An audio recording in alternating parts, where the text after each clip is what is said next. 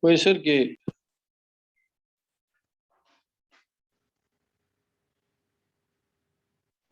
¿Lo vas a saludar?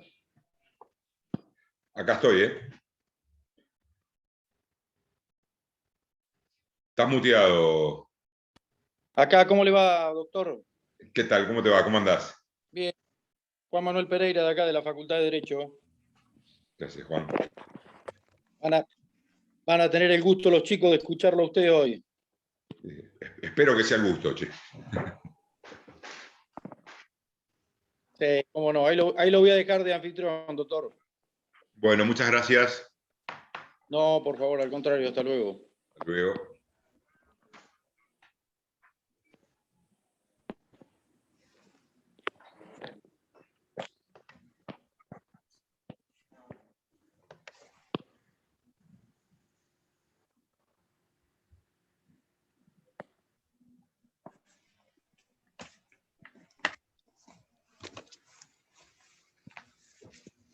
Bueno, a ver. Se lo escucha y se lo ve bien, doctor, ahí, ¿eh? Listo, ya estaba chumeando a ver cuántos, si estábamos más o menos en número. Yo creo que estamos en número como Tiene para más o menos unos 60 alumnos ya. Dale, perfecto. Buenísimo. Bueno, buenas tardes. Bueno, gracias, Juan. Buena semana. Por favor, de nada, doctor, hasta luego. Buenas tardes. Buenas tardes, chicos. doctor. Buenas tardes, doctor. ¿Qué tal? Buenas tardes. Bien. Bueno, les comento así por arriba, ¿no? La idea es tratar de hacer una clase lo más ágil posible, lo que nos permita el Zoom, que es raro, ¿no? Porque a mí la verdad que es mucho más activa la clase cuando hay participación presencial, ¿no? Es como que les veo las caras, sé si están interesados, si están pensando que dije una pavada o no, por lo menos me doy cuenta. Así es medio raro esto de ver no solamente las caras y yo estar hablando en una computadora, es como un poquito más complejo, más difícil. Trato de prepararlas igual para que sean activas. Creo que lo más importante es si hay algún tipo de intermediación entre lo que yo voy diciendo y lo que ustedes van escuchando y ustedes van consultando. Lo que les pido es interrumpan todas las veces que sea necesario. La idea es que esto sea realmente productivo. Para que sea productivo, yo siempre considero que tiene que haber un intercambio, ¿no? De lo que ustedes no entienden o lo que ustedes opinan diferente. Acá la idea es tratar de darle la mayor cantidad de herramientas posibles a ustedes para que ustedes puedan investigar un poco más sobre la materia, sobre los temas. Si a alguno le interesa algún tema puntual, se comunica conmigo, le paso información. Es absolutamente muy complejo pasar toda la información. La idea es hoy ver delitos contra la administración pública, que está dentro de ver un poquito antes y ver qué es Estado, qué es Constitución, qué es ley, o sea, qué significa funcionario público, qué significa empleado público, ver algunas cuestiones que tienen que ver con derecho penal, sería parte general, que tiene que ver también un poquito con las acciones, tanto la acción pública, la acción privada, acción de instancia privada, hacer como hacen algunas menciones a partes en la definición de algunos delitos que están remarcados en el título que establece cuáles son los delitos contra la administración pública. La idea es repasar un poquitito rápido algunas cuestiones de las cuales están mencionadas dentro de este título, ¿no? A ver, creo que previo a todo esto, previo a hacer una ejemplificación o empezar a trabajar sobre algunos delitos en forma particular, la idea es entender qué es Estado, ¿no? Yo creo que hay dos cuestiones que un Estado tiene que tener sí o sí, y esto está casi regulado a nivel internacional, que por un lado tenga territorio y que tenga una constitución, ¿no? Como son los dos elementos que se necesitan para que un Estado sea un Estado y para que además sea reconocido por los organismos internacionales, ¿no? Entonces esto es importante porque en definitiva lo que vamos a tratar de estudiar nosotros acá y ver algunas cuestiones acá que tiene que ver con delitos contra la administración pública, en definitiva son delitos cometidos o por funcionarios del Estado o en contra del Estado, ¿no? O el sujeto activo es un funcionario o un empleado público, o el sujeto pasivo es la administración pública en cuanto el delito se comete en contra de la administración pública, ¿no? Entonces, previamente a esto tenemos que entender qué es administración pública. Para entender qué es administración pública tenemos que entender qué es un Estado.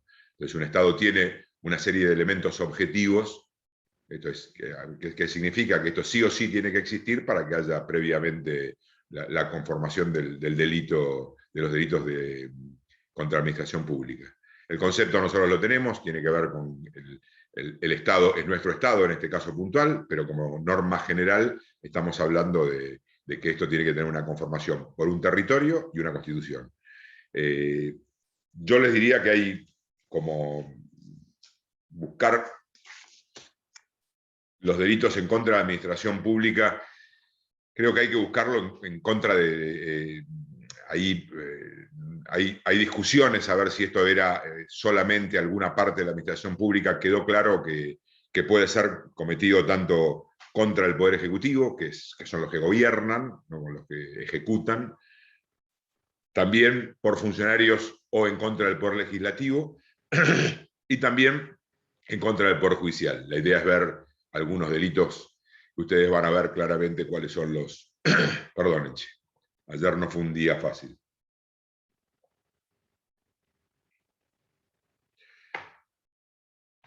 Y también repasar algunas cuestiones que tienen que ver como qué es funcionario público, qué es empleado público, y esto es importante. Cualquier cosa, pregunten, están todos mirándome con cualquier cosa, ustedes métanse, que no hay ningún problema.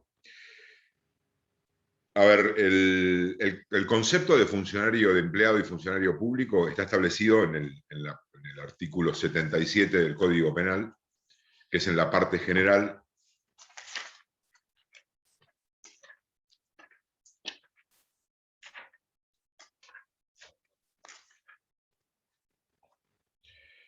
Por los términos funcionario público y empleado público usados en este código se designa todo el que participa accidental o permanentemente del ejercicio de funciones públicas, sea por elección popular o por nombramiento de la autoridad competente.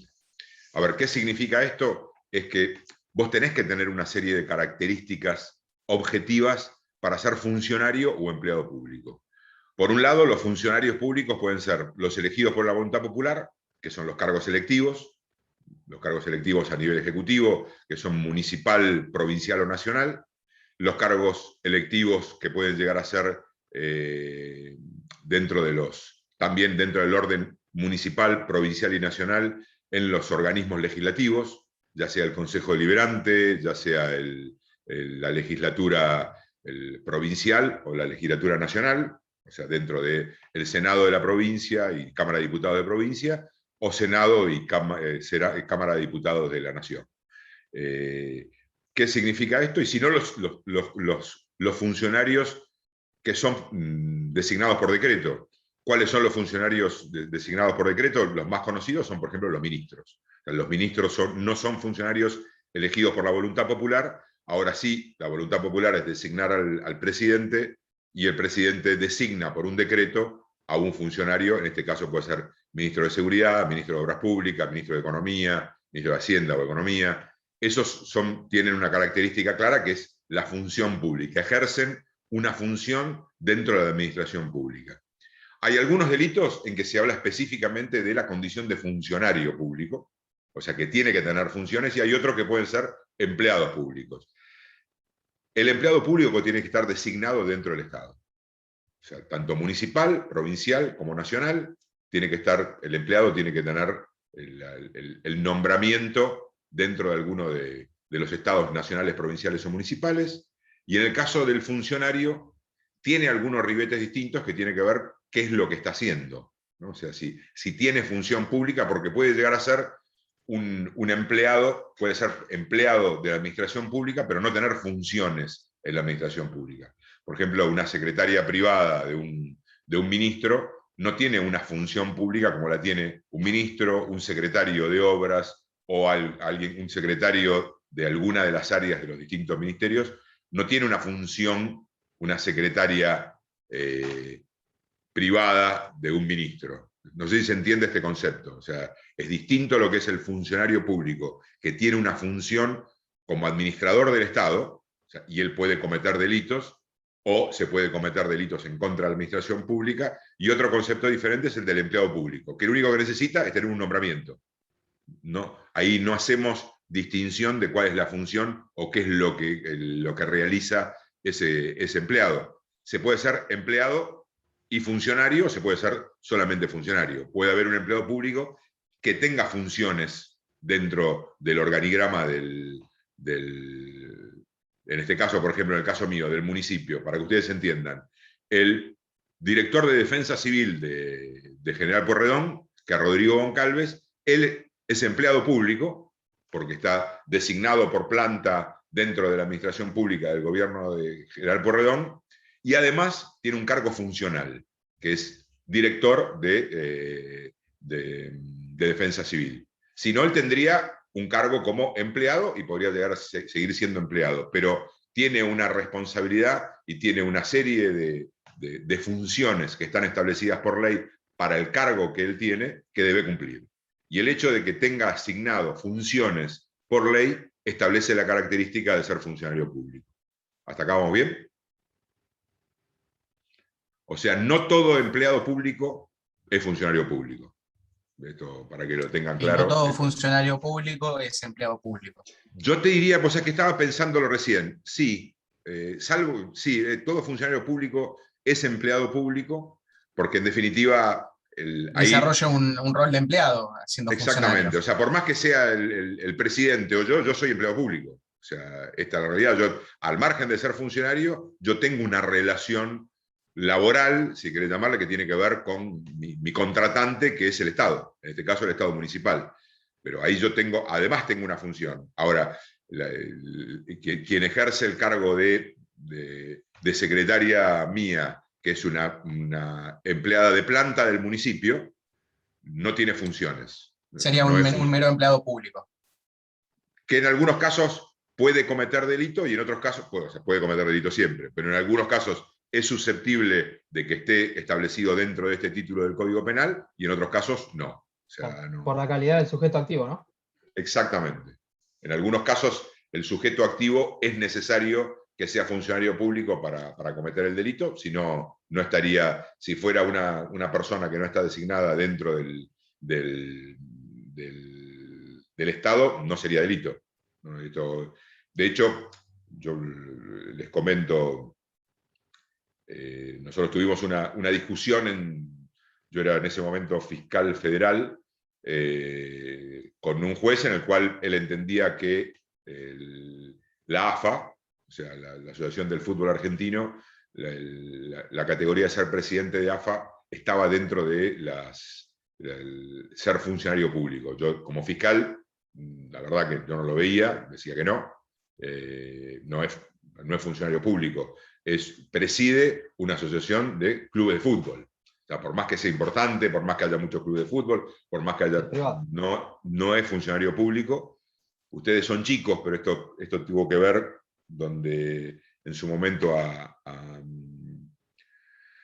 Maradona jugaba en Boca y hubo un doping positivo de Maradona en el cual lo que se estaba determinando era, porque vienen varios delitos que tienen que ver con la administración pública, ¿no? Por eso les comento el ejemplo, donde había jugado Boca contra Español, al jugador de Español que había sido sorteado para el antidoping, que se llamaba Vargas, y Maradona era el jugador de Boca que había sido sorteado para el antidoping.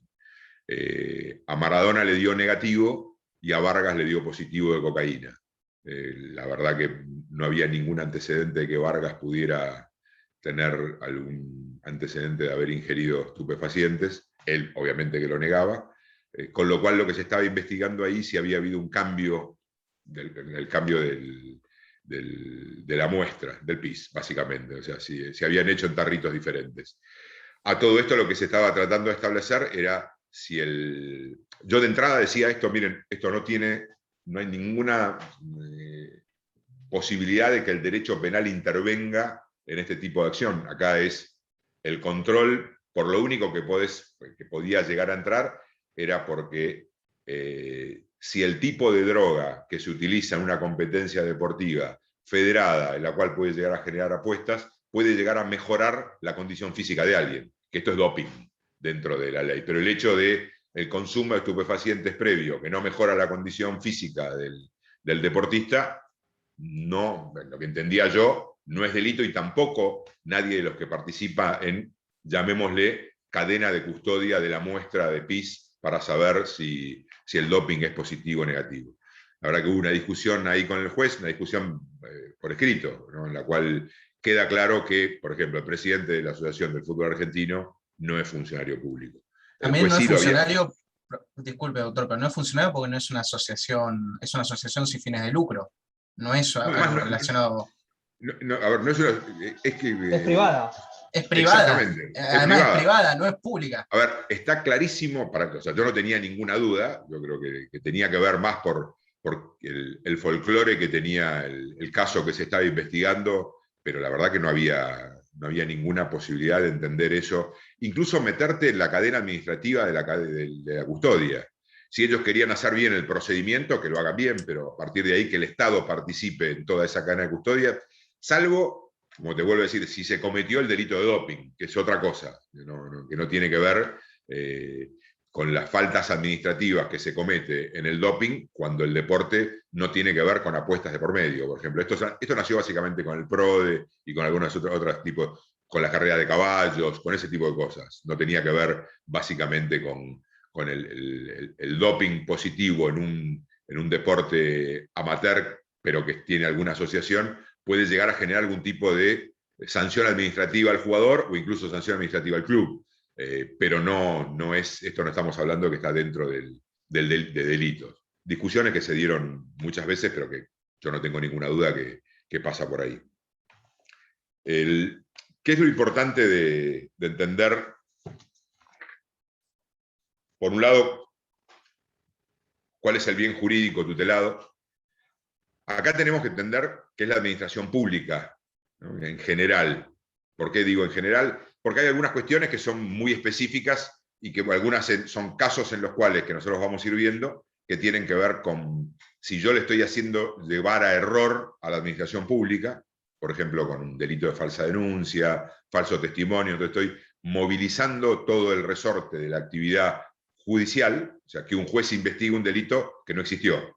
Entonces, ¿eso qué significa? Que haya todo un motor de la administración pública moviéndose por un hecho falso, ¿no? Entonces, ¿esto qué genera? Genera un deterioro de la administración de justicia. Ese deterioro en la administración de justicia está establecido que es la acción que tiene que hacer el sujeto activo cuando, por ejemplo, hace una falsa denuncia. ¿Qué es una falsa denuncia? La falsa denuncia de un delito de acción pública. Yo voy y hago la actividad, me robaron el auto y no me lo robaron. Para que después puede venir eso pegado a un delito de estafa contra el seguro, por ejemplo, ¿no? Pero yo voy, ¿y qué estoy haciendo? Lo que estoy haciendo es, estoy haciendo que toda la administración judicial empiece a moverse por un hecho falso. Entonces ahí lo que está haciendo el legislador está cuidando de que el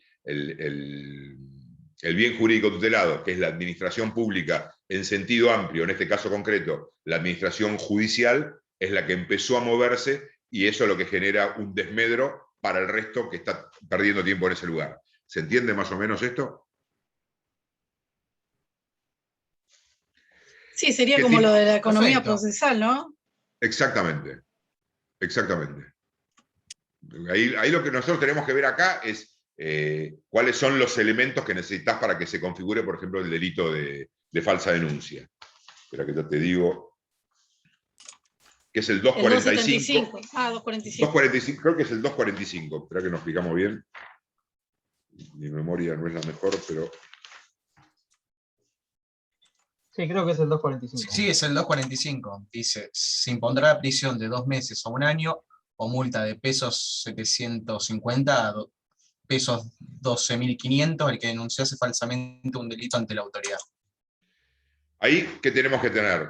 Primero, que el sujeto activo puede ser cualquiera. O sea, acá es lo que decíamos, acá hay momentos en donde el sujeto pasivo es la administración pública, como es en este caso, con lo cual el sujeto activo tiene que tener, ¿qué es lo que tiene que tener para ser sujeto activo? Tiene que tener capacidad de denunciar. Punto. Nada más. O sea, tiene capacidad de denunciar, es un delito doloso. Está claro, o sea, él tiene que saber que lo que está denunciando no ocurrió. A ver, esto, ejemplo, pavos, pero que son, dejé el auto estacionado en un lugar, creo que me lo robaron porque me equivoqué, voy y hago la denuncia. ¿Esto pasa? Sí pasa.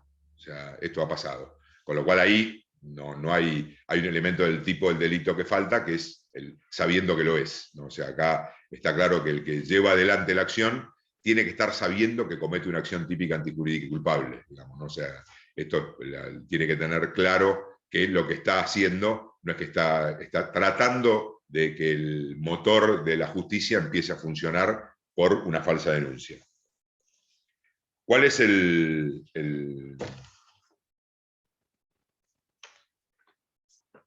tipo objetivo? O sea, nosotros tenemos un tipo objetivo y un tipo subjetivo. El tipo objetivo es la falsedad de la denuncia, que la denuncia es falsa, ¿no? Y el tipo subjetivo es que haya mala fe, que yo sé que lo que estoy denunciando es falso. Actúas de forma dolosa y con mala fe. Solamente, o sea, culposa no tiene, porque solamente tiene forma dolosa, y yo tengo que estar, mi conocimiento tiene que saber que el delito no se cometió. Porque lo que yo estoy buscando acá es que hizo funcionar a la justicia. Si yo hice funcionar a la justicia porque entendí que se me estaba cometiendo un delito, o sea, que se estaba cometiendo un delito, entonces ahí no entra dentro del tipo penal, porque sí o sí necesita que sea una figura dolosa. O sea, yo tengo que saber que lo que estoy denunciando es delito y que lo estoy denunciando sabiendo que es falso. Tiene que hacer este doble condimento. Que los hechos sean falsos y que yo sepa que son falsos. ¿Está claro? ¿Hay que esperar a que culmine el proceso? En el caso de Mira, que eso está discutido. Yo te diría que yo no creo que sea necesario. O sea, que se inicie la investigación, no. Probablemente para que haya una sentencia, sí. Porque si el delito no existió, es una cosa, si existió es otra. O sea, pero en principio, para hacer la denuncia, no.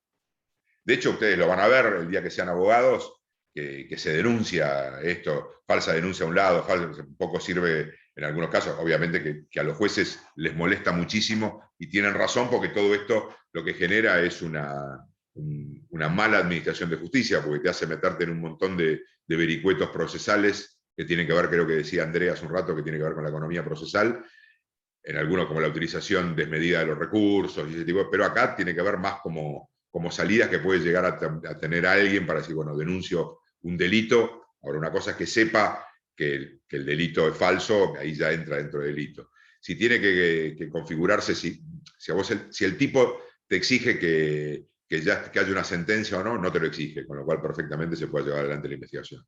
Lo más probable es que el juez, antes de tomar una decisión, previamente tome en cuenta si ya terminó o no terminó la otra causa. Y de qué manera terminó, ¿no? Porque una cosa distinta que el hecho nunca existió, y otra cosa es que existió, pero no podemos probar quién lo hizo. Acá el problema es determinar que los hechos son falsos. O sea, que el auto nunca se robó, por ejemplo, no sería, no que no apareció el culpable. Yo tendría que acreditar que el auto nunca se robó, que estuvo siempre en el mismo lugar, que estaba guardado en el garaje. O sea, puede haber una investigación sobre el robo, pero si automáticamente vos tenés dos testigos que dicen siempre estuvo en el garaje, nunca salió, nunca lo movió, y no tenés mucho tiempo como para que sea robo, sino te diría que tiene que ver más dentro de una falsa denuncia, que probablemente puede ir como en concurso ideal o con la estafa al seguro, que según el caso se entiende estas cosas, los concursos lo tienen más o menos claro, ¿no? Ideal, real.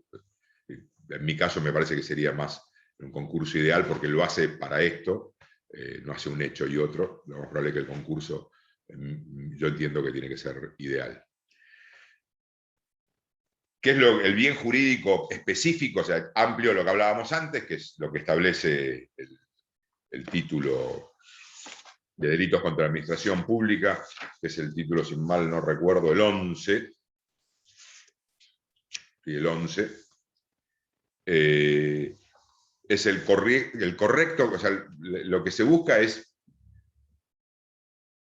¿Se escucha ahí? ¿Se escucha? Sí, sí, se escucha perfecto. El correcto despliegue de la administración de justicia. O sea, lo que uno busca desde la administración es que haya un correcto despliegue de la administración de justicia. Entonces acá el delito lo que hace es ir en contra de esto, del correcto despliegue de la administración de justicia.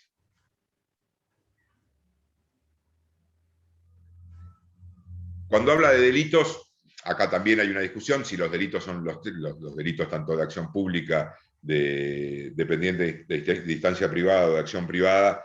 Yo les diría que casi terminó zanjada la discusión de que son los delitos de acción pública y dependientes de instancia privada, no de acción privada.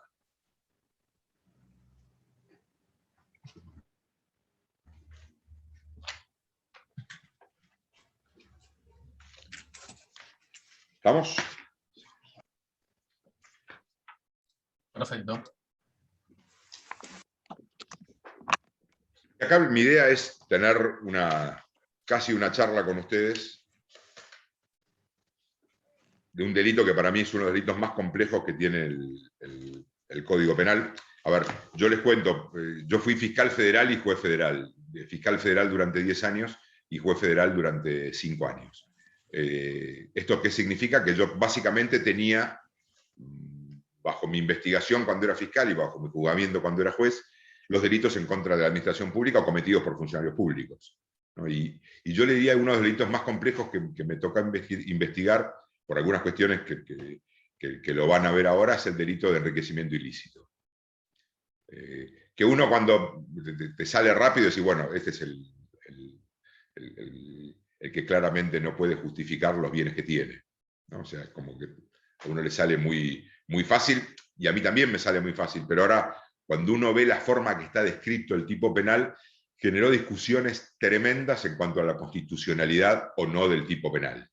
Entonces yo quiero que esto lo charlemos y veamos qué opinan ustedes, porque yo les diría que es uno de los delitos donde se invierte la carga de la prueba, y al invertirse la carga de la prueba, dentro del tipo penal podría estar, o sea, hay gran parte de la jurisprudencia de este delito que habla de una inconstitucionalidad, ¿no? Y esto yo creo que es importante que lo veamos cómo está descrito en el Código Penal para poder llegar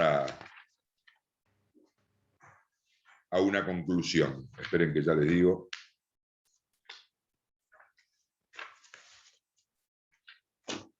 Es el 268.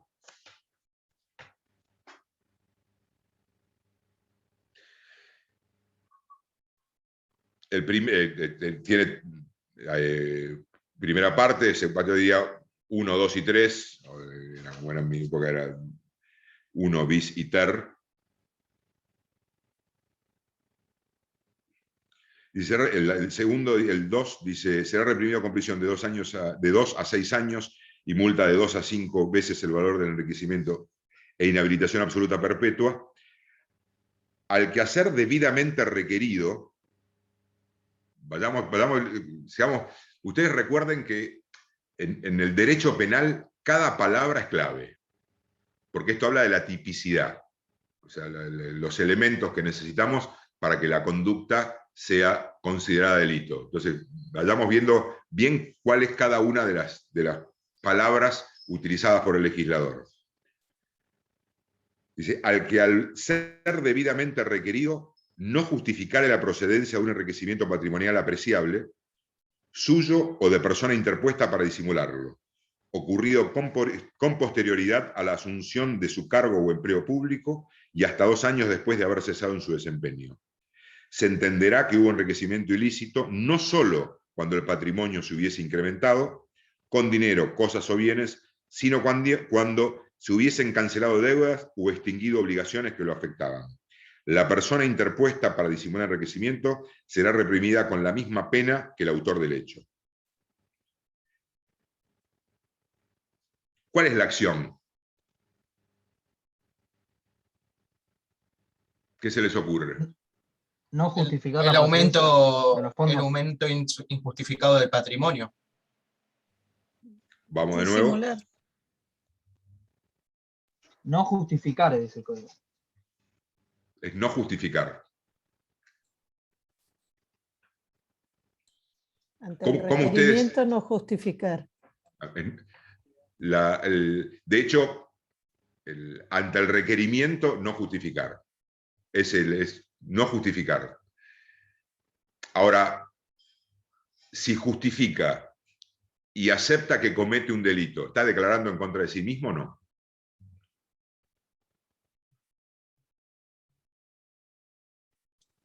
Creo que sí. Sí, Está reconociendo el delito, doctor. está reconociendo que cometió un delito. ¿Y el imputado puede estar obligado a declarar en contra de sí mismo según nuestro código? No. No está obligado, pero no, puede no. ser. Pero acá es como que, si yo, porque vos fijate, que dice, será reprimido con prisión al 5 el que al ser debidamente requerido no justificare la procedencia. Entonces, si yo soy requerido y no justifico, también cometo delito.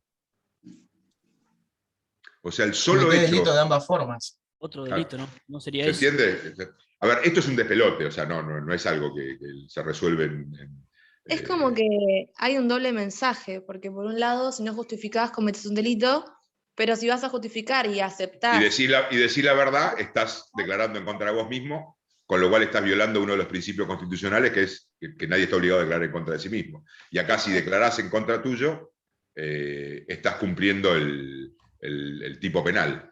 Con lo cual, esto generó, yo le diría que lo lean un poco, pues muy interesante, discusiones tremendas, pero libros enteros escritos sobre... Y hay grandes estudiosos del derecho penal que establecen y dicen claramente de que este delito, como está redactado, es inconstitucional. Obviamente que cuando uno lo ve desde otro lado, dice, pará, no puede ser que un funcionario público se lleve todo y no pase nada. ¿No? O sea, esto como... Pero son distintas cosas. O sea, esto está claro, pero la redacción debería ser distinta. Está discutido las modificaciones que se han interpuesto y que están dando vueltas en el Congreso, modifican este tipo de redacción, porque la verdad que para mí debería ser mucho más fácil, el que incrementa indebidamente su patrimonio, punto. O sea, el requerimiento es posterior. Después vos como funcionario público tenés la obligación de explicar de dónde lo sacaste. Ahora, si para mí el solo hecho de no contestar el requerimiento, ¿y el requerimiento quién lo hace? La administración pública, La ¿no? administración. El fiscal. No, el fiscal que está investigando. El fiscal que Ministerio investiga. Público o Poder Judicial. El Ministerio Público. Y si es una... Lo puede hacer de oficio la justicia. No, sí, pero si es la FIP el que te lo está pidiendo. Una entidad pública. A ver, lo que quedó en la jurisprudencia establecido de que, como empezaron diciendo ustedes, el requerimiento tiene que ser judicial. ¿Qué significa esto? Es muy raro porque tiene que tener una investigación previa a la justicia. Esa investigación previa se hace sin imputado, con lo cual es raro, porque vos habitualmente cuando tenés una investigación notificás a la otra persona que la estás investigando, porque todavía no está requerido, y no está requerido porque si cuando lo requerís y ya no contesta, el solo hecho de no contestar está cometiendo delito. Porque acá no es solamente el hecho de no poder justificar los bienes o que esos bienes sean mal habidos, sino el solo hecho de no justificarlo. Con lo cual, tiene una participación central, lo que estamos viendo es esa notificación que tiene que ser judicial. Para que exista esa notificación tiene que haber una investigación previa. O sea, tiene que haber algo que yo reciba una denuncia, que esa denuncia tenga una investigación para saber si es cierta. O sea, porque la verdad, a mí me decís, bueno, ¿vos tenés 2 autos? Sí. ¿Lo podés justificar? Sí. ¿Tenés una casa? Sí. ¿Lo podés justificar? Sí. Entonces lo presentás. Ahora, cuando vos tenés un aumento desmedido del patrimonio que no podés justificar, para mí sería mucho más fácil terminar ahí. Y que después haya una investigación y que después, pero el hecho de que sea requerido es casi como que tiene que haber una investigación preliminar sobre tus bienes y que después, con esa investigación, yo ahí te requiera casi para que me des explicaciones de lo que tenés. Y ya teniendo elementos de lo que tenés tal auto, que tenés tal barco, que tenés tal casa, que tenés tal cuenta, o sea, todo eso motivó una investigación previa. Entonces, eso es lo que hace ruido a los que entienden, creo que con fundamento, que entienden que el proceso penal está viciado con esta investigación previa por un lado, y por otro lado el hecho de que nadie está obligado a declarar en contra de sí mismo.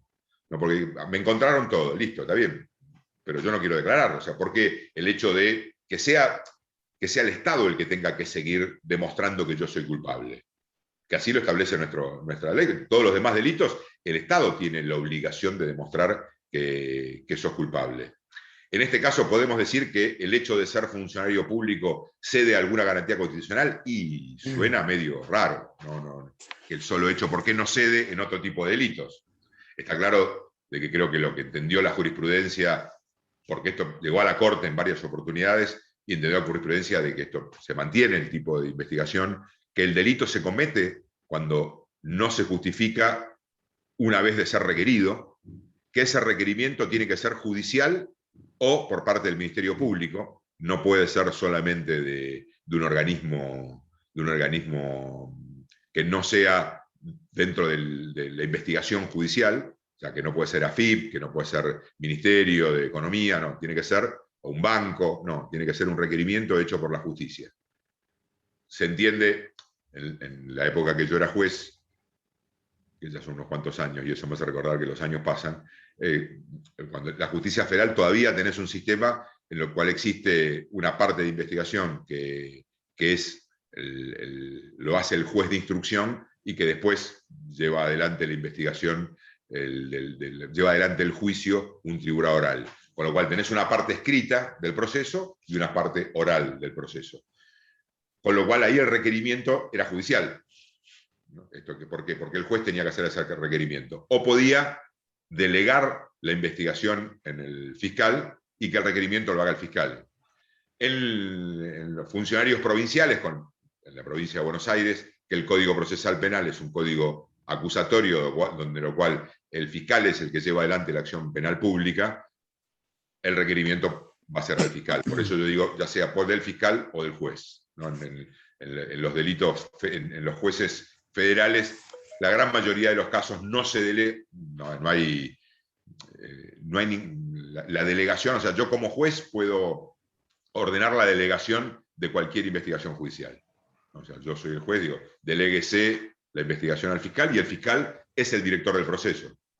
La justicia federal, estamos hablando, no justicia provincial. La justicia provincial, el director del proceso, de la parte investigativa del sumario, es el fiscal que lleva adelante la investigación bajo una serie de normas que son reguladas por el juez.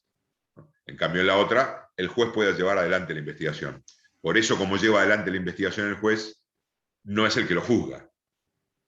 ¿Se entiende esta parte? Porque si no, cuando vos investigás, probablemente tengas alguna tendencia en la investigación. Entonces, lo que tiende el legislador ahí es que si yo fui el investigador, no voy a ser parte del juicio oral, ¿no? Sino que yo termino con la elevación de la causa a juicio, y ahí pasa con 3 jueces, que es un tribunal oral.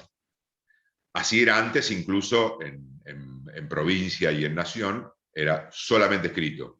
Y incluso ahí había juzgados que eran juzgados de instrucción y sentencia, estoy hablando hace no tantos años, pero 35 o 40 años, era así, lo cual era muy raro, ¿no? Porque era prácticamente el mismo que te había detenido, el mismo que te había procesado, el mismo que te había dictado la prisión preventiva, era el mismo que elevaba y el mismo que condenaba. Obviamente que si te había dictado la prisión preventiva, era muy raro de que ese mismo juez, después de que era 1 año y medio después, no, miren, acá no hubo delito. Entonces, la verdad que ahí había falta de control del debido proceso. Por eso se entendió que decía, bueno, un juez llega hasta acá, otro juez sigue en la condena, para que pueda verificar de alguna manera que todo lo que hizo este juez, que puede estar teñido de subjetividades, porque esto no quiere decir que las subjetividades están mal. O sea, un fiscal puede ser subjetivo en cuanto a cuáles son los elementos que él tiene en cuenta, no puede ser subjetivo en la valoración.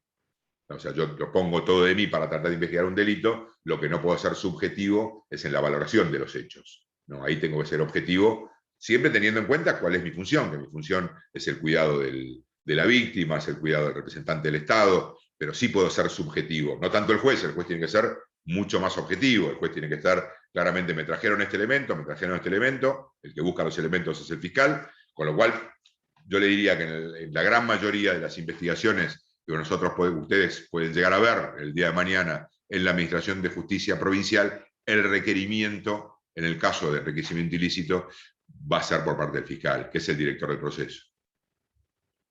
Puede ser que en algún caso el fiscal junte todas las herramientas y los elementos que tiene y le pida al juez, para evitar algún tipo de nulidades, le pida al juez que ese requerimiento sea judicial. Acá no establece el código, que siempre decimos seamos estrictos con el uso de las palabras dentro del código, no establece en el código ningún tipo de referencia, sí se entiende que tiene que ser o judicial o por parte del Ministerio Público. ¿Esto va a parar toda la justicia federal? No, ahí tiene que ver con el tipo de funcionario. O sea, si el funcionario es un funcionario federal o nacional, no, tiene que ver o dónde se cometió el delito. En este caso es solamente... A ver, si el delito lo cometió, por ejemplo, un policía federal, el delegado de la Policía Federal en Mar del Plata, va a ser la Justicia Federal de Mar del Plata que intervenga. O sea, ahí el territorio es... Según las cosas o las personas. Exactamente. Claro. Entonces ahí vos Depende tenés... del delito también, ¿no? Enriquecimiento ilícito, claro, tenés delitos que solamente... Es federal, ¿no? Solamente son federales. No, este no. Este no, porque acá si yo cometiera delito, Sí, sería, sí, la justicia, creo. sería la justicia provincial la que interviene. ¿Se entiende? ¿Y si fuera un gobernador? También. Claro. También. Si fuera el presidente, no. Si fuera... Sería federal. Si fuera un ministro del Estado Nacional, sería juzgado federal. Claro. Legislador nacional. También sería federal. Claro. Según si es legislador nacional, sí, si es legislador provincial, sería la justicia provincial. Ahí tiene que ver por la calidad del sujeto activo, que es el que comete el delito.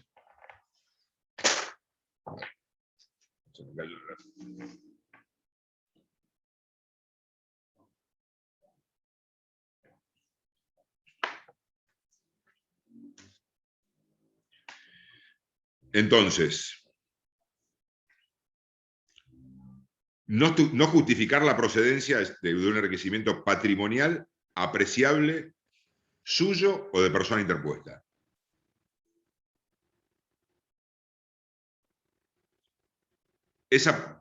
Ahí empieza por eso lo que yo les digo es, tiene que haber una investigación. O sea, acá estamos hablando del testaferro. La persona interpuesta es el testaferro. Entonces, no es que yo puedo decir, no, mirá, el gordo Montenegro tiene este auto, y está a nombre de fulano, pero lo compró él. No, tiene que haber algún elemento que yo sepa que el dueño de ese auto no tiene capacidad para comprarlo. Por ejemplo, tiene que haber un mínimo de investigación también sobre la otra persona. Con lo cual, también hace ruido desde el constitucional, ¿no? O sea, se entiende un poco más o menos cuál es el despelote que genera esto, ¿no? Yo creo que acá... Una figura un poco difícil de comprobar, doctor. Mira, el testaferro. no hay, no. A ver, estas son delitos de difícil comprobación. Está claro que tiene que ver con la capacidad de investigación y también con los peritajes. O sea, acá es clave los peritajes contables. No, esto tiene que ver, decir, bueno, a ver, porque tiene que hacer toda la investigación de cuánta plata ganó, cuánta plata... No, son complejos porque puedes decir, bueno, ¿cuánto gastó de tarjeta de crédito? Tanto. La tarjeta, en mi caso, mi tarjeta de crédito, y la usan mis hijos con el Mercado Pago, ni les cuento, después me dan la plata, pero vos decís, bueno, todo es mío o no. Entonces, tenés que desmenuzar todo, obviamente que tampoco es gran cosa lo que gastan, pero si un día uno de mis hijos se vuelve loco y me destroza la tarjeta de crédito, con el Mercado Pago bendito, que estoy a punto de matarlo siempre, claro, decís, bueno, si yo durante un año tengo lo mismo o más de mi sueldo en tarjeta de crédito, y hay un elemento objetivo para decir, bueno, ¿y este tipo cómo vive? O sea, y a partir de ahí, cómo paga la comida, cómo paga el alquiler, cómo paga la nafta.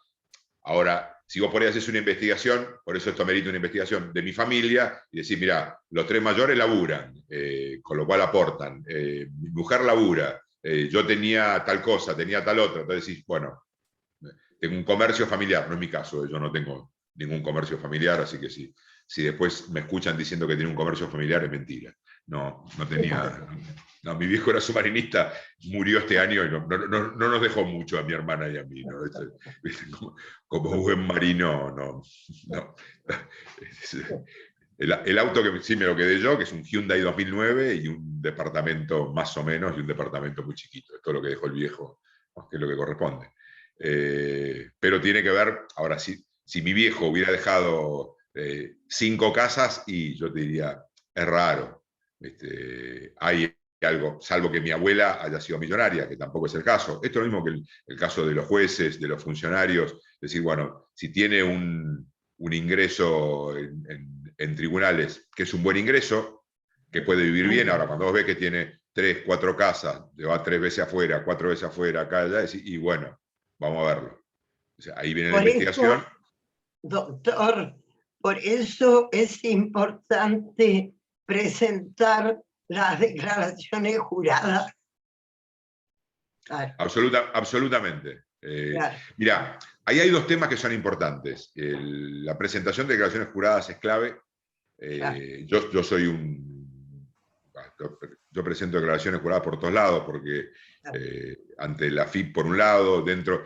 Ahora sí hay una cuestión que yo defendía, sobre todo cuando era juez, que hay alguna parte todo el mundo dice, bueno, esas declaraciones juradas tienen que ser públicas. Yo ahí empiezo con una discusión si tienen que ser públicas o no, lo que no quiere decir que no puedan, que estén presentadas, esto no hay ninguna duda. Ahora, que cualquiera sepa lo que yo tengo, y no sé. No por nada raro, sino decir, bueno, a ver, que vuelvo a repetir. No es mi caso. No, ¿sabes por qué, María Elena? No es mi caso, vuelvo a repetir. No, pero suponete que mi viejo hubiera sido rico, ¿no? Y yo tengo un patrimonio de 10 millones de dólares. Y no quiero que nadie lo sepa, porque la verdad que quiero que mis hijos anden tranquilos, ni que sí que lo tenga alguien en la administración pública que pueda revisar para cotejar, pero no que esté colgado en la red, porque eso, si está colgado, lo leen los buenos y los malos. Entonces dice, bueno, este gordo es rico, le secuestramos un pibe. ¿Se entiende un poco cuál era o figura la dirección, o figura los números de cuenta, o, digo, cuando yo era juez me decían, bueno, tiene que poner la dirección. Y yo decía, mirá, la verdad que yo llevé adelante tantos procesos, condené tantos tipos, que digo, que la verdad que todo el mundo sepa, que esté colgado en la red donde vivo, y no me gusta. No tengo problema que la administración pública sepa dónde vivo. Pero lo que yo decía siempre ahí, digo, mirá, yo la presento en un sobre cerrado, lacrado, y si aparece una investigación, que se abra. ¿No? Es un poco lo que terminó haciendo todo el mundo. Vos tenés que presentar, la declaración jurada es otra cosa, pero la declaración jurada que vos presentás en AFIP, que presentás porque en el caso mío que yo soy intendente es otra cosa. Ahora, en algunos momentos, sobre todo cuando los jueces y los fiscales decían, pará, yo no sé si quiero que todo el mundo sepa dónde vivo, qué colegio van mis hijos. Es información que yo no diría que es secreta, sino que es sensible. O sea, el secreto no es sensible. No, confidencial. Es casi íntima, doctor. Rompe la esfera privada de la persona. Mira, yo ahí, Marcelo, digo, cuando uno es funcionario público entiende que su vida dejó de ser en gran parte custodiada como la de cualquier otra persona. Esto está claro. O sea, yo soy funcionario público, yo tengo que dar explicaciones de todos los actos que realizo. Sí, sí. Yo tengo que asumir eso como que es así, lo asumo yo, lo asume mi familia, lo asumo el día que, como un loco, tomé la decisión de renunciar a ser juez y me fui de ministro de Justicia y Seguridad. Pero a partir de ahí entendí que si vos te dedicás a la política tenés que poder demostrar todo lo que haces. Esto es parte de la vida pública, de ser funcionario público también. Obviamente que cuando vos sos juez o fiscal, no te conocen mucha como gente. Usted dice, doctor. Vos cedés, ¿viste? Vos decís, mira, yo tengo que explicar todo. Es como lo que usted hago. dice, que la justicia lo sepa. ¿Sí? Que la justicia Sí. o quien tenga que saberlo lo sepa, pero de forma reservada. Sí, igual también. No con un cartel grande que mañana me secuestran a mi hijo. Sí, aparte una cosa muy diferente son los bienes propios personales que los bienes del Estado o la rendición de cuenta de distintas cuentas de manos del Estado que propias las particulares, ¿no? Son dos esferas diferentes. Totalmente. A ver, vos podés cometer delitos, en este caso, la utilización de fondos públicos o no. Claro. Entonces, a ver, yo que se me investigue no tengo ningún problema. Ahora que esa investigación sea pública o que todas las declaraciones que yo presento sean públicas en general, digo, no que no estén presentadas, en pública, y no sé si tengo ganas. Creo que tiene que haber, por lo menos, una investigación judicial y un juez que diga, bueno, vamos a investigarlo porque no me cierra esto. Y está bien, no hay ningún problema, porque ahí ya el responsable de cuidar esas declaraciones es el juez. Entonces, si al juez la filtra, está cometiendo delito él también. O sea, yo creo que hay que ser lo suficientemente claro en tu vida para poder demostrar todo lo que haces. Ahora tampoco, ¿viste? Cuando siempre te dicen, bueno, todos tienen que publicar, y digo, y no sé, si yo no tengo problema, te lo vuelvo a repetir, porque lo mío es más claro que... Pero yo no sé si mi viejo hubiera, en vez de ser submarinista, hubiera decidido dedicarse a algo que se llena de plata, y que ahora yo tengo un montón de plata y que todo el mundo lo sepa dónde la tengo, no sé si me deja tranquilo. No es mi caso, me da vuelta, no se me come una moneda, así que no. Si fuera pública o no la mía, es lo mismo, por eso no haría ninguna presentación, ni mucho menos, pero de no ser así, ahí me hace un poco de ruido, porque mueven los malos también, no están solamente los buenos. Entonces eso de decir, bueno, que todos sepan. Sí. No, sino también hace que muchos no quieran ser funcionarios públicos también, ¿no? Esto es real. Vamos a ver uno más. Pero yo les diría que le peguen una revisada a la discusión, a la discusión, sobre todo que se dio dentro de la jurisprudencia. Yo después les voy a pasar por medio de... anoten mi teléfono. No sé escribirlo acá, voy a estar, por eso prefiero que lo anoten. No sé cómo se escribe en el chat. 223 550 1033. Ahí está, bien. Vamos, Emanuel. Me lo hiciste más fácil. Lo hice rápido. No, si no estoy media hora tratando de ver y por ahí borro, salgo. Entonces no hay problema.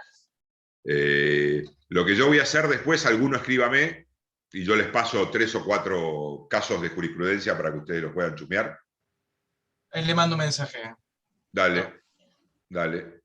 Entonces ahí yo les paso sobre todo el tema de la constitucionalidad y algunas cosas para poder leer, ¿no? Al margen de que incluso después por ahí se las dejo en la secretaría y eso yo les armo algo. O les busco distintos artículos que estén dentro de la web que ustedes puedan chusmear. Es realmente interesante. La discusión que se da es realmente interesante. No es algo que... Porque además,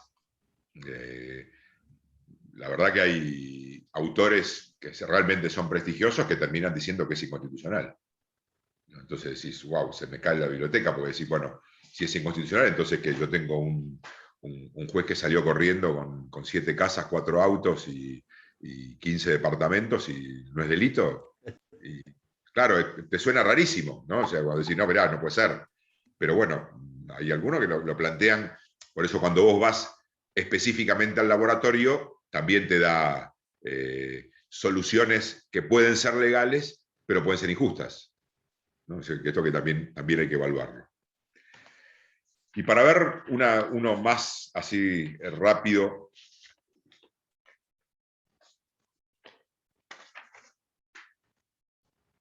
es el delito, yo lo tenía anotado acá.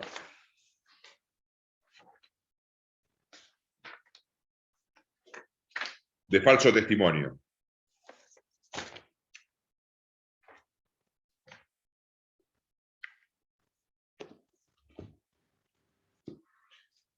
El falso testimonio, si mal no me acuerdo, es el 275. El 275, sí.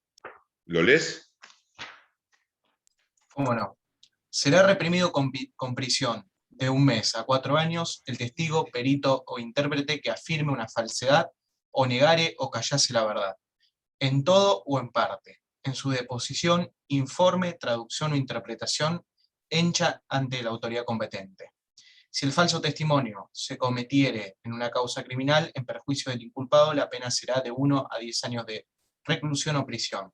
En todos los casos se impondrá al reo, además, inhabilitación absoluta por doble tiempo del de la condena. Bien, entonces, acá, ¿cuál es la acción?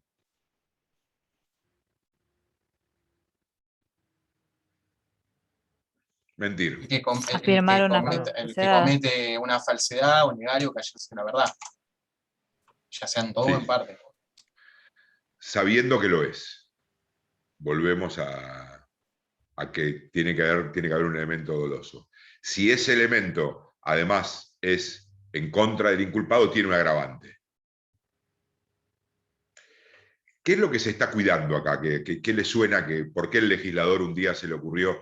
A ver, nosotros tengamos claro que todos los delitos que ustedes ven dentro del Código Penal y los que ven en las leyes especiales, que en algún momento espero que tengamos un solo código que podamos buscar todos los delitos ahí, no importa quién lo haga, pero sería mucho más fácil para todos. En definitiva, son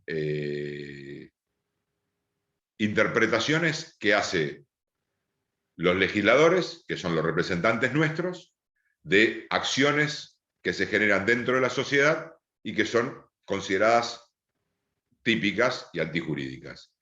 Si nosotros viviéramos, si toda esta clase que estamos acá, que ya somos 60 y 66, viviéramos en una isla, probablemente tomemos la decisión de empezar a regular cuáles son las distintas acciones que consideramos que son disvaliosas contra el grupo, o sea, contra nosotros.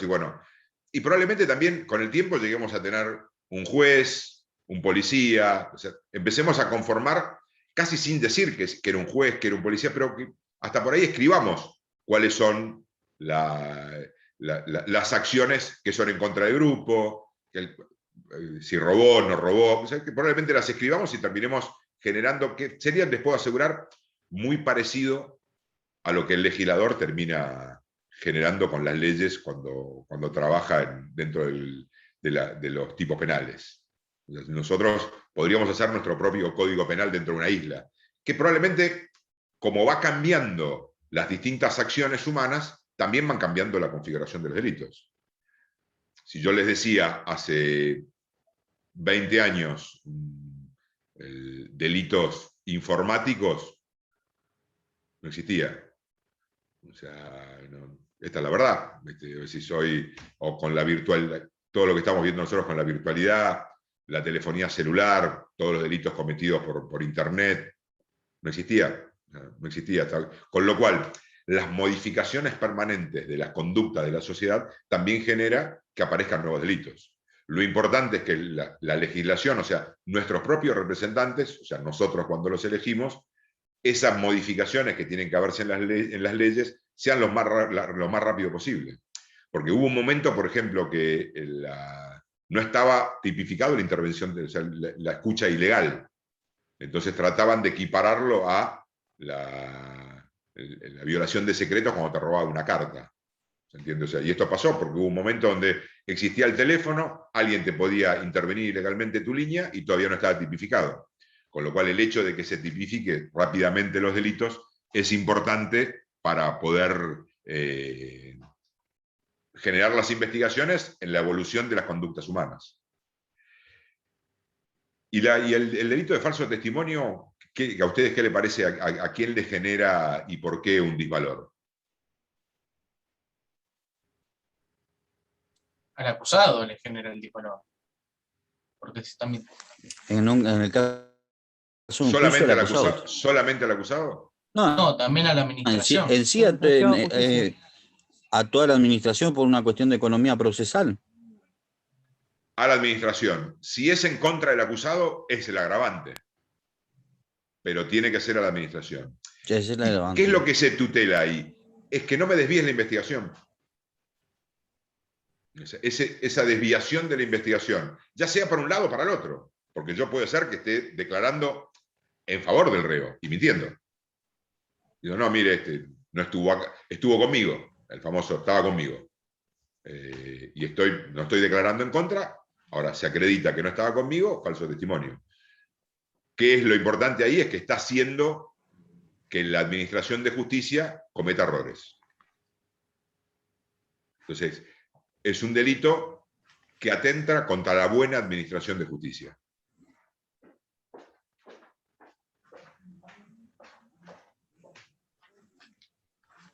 Bueno, siendo las 18:05, les voy a pasar dentro de un rato tengo que estar 18:15. ¿Hasta qué hora era la clase, chicos? Perdonen. Hasta y media. 18. Hasta y media, Sí, pero más o menos, sí. No, 18:15. 18:15. Vamos a suspender. Le voy a pasar cosas por escrito. Emanuel, ¿me escribís vos? Sí, ya te escribí, ahí te mando un mensaje. Dale. A lo mejor, doctor, le van a escribir otra compañera porque Sí, hay ya dos está. comisiones. A ver, no me molesta que me escriban. No, Hay dos no, comisiones diferentes y después... Pero no, y además no tengo, si les pasé el teléfono es porque no me molesta que me escriban. Lo único, como lo contesto todo yo. Hola, le mandé. Ahí ya, mira, ya lo vi, lo estaba leyendo recién. Como lo contesto todo yo, por ahí tardo en contestar. Pero porque además lo tiene en media Mar del Plata, porque yo se lo doy a todo el mundo, no tengo problema.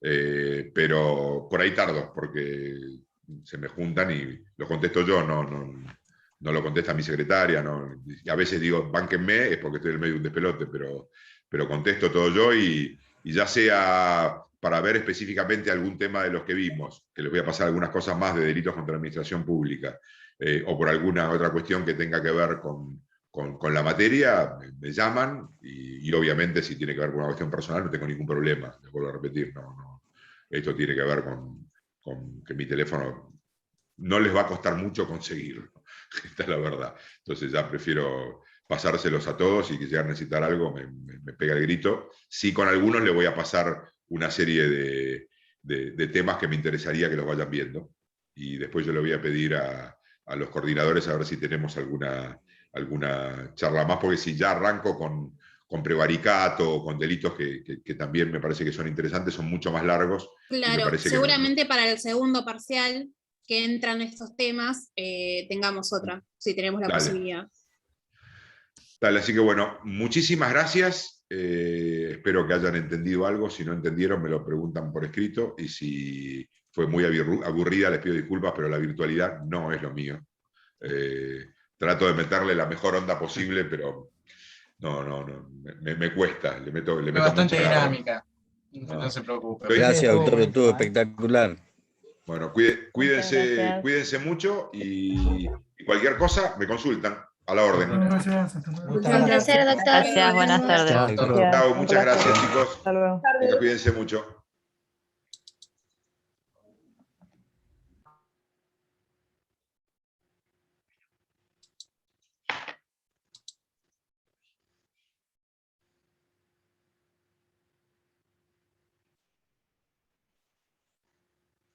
Chao, Emanuel. Chao, María. Nos vemos. Chao. Doctor, nos vemos.